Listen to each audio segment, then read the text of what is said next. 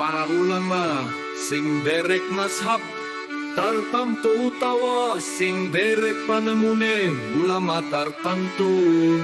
Kula nyuwun dumateng panjenengan sedaya supaya sakit dual saking sikap fanatik babagan furu'iyah utawi masalah-masalah sing dipangerteni beda-beda bara ulama sampun beda pendapat babagan prakawis punika dados kali panemu wonten ingkang ngendika pilih saben mujtahid punika bener lang wonten ingkang ngendika pilih ingkang bener namung satunggal ananging tiyang ingkang klentutipun paringi ganjaran satunggal pahala.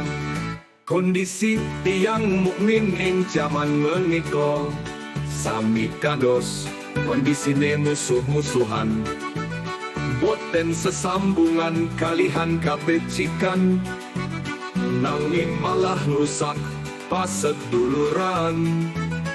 Manungsa pada iri tukaran lan musuhan inggih panjenengan sedaya. Punika abdining Allah mula muga takwa dumateng Allah ing sesambungan antawisipun sedaya.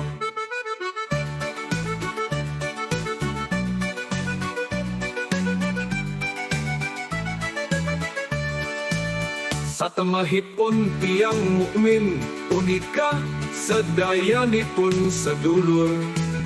Mula monggo damel tentrem antarane sedulur panjenengan sedaya.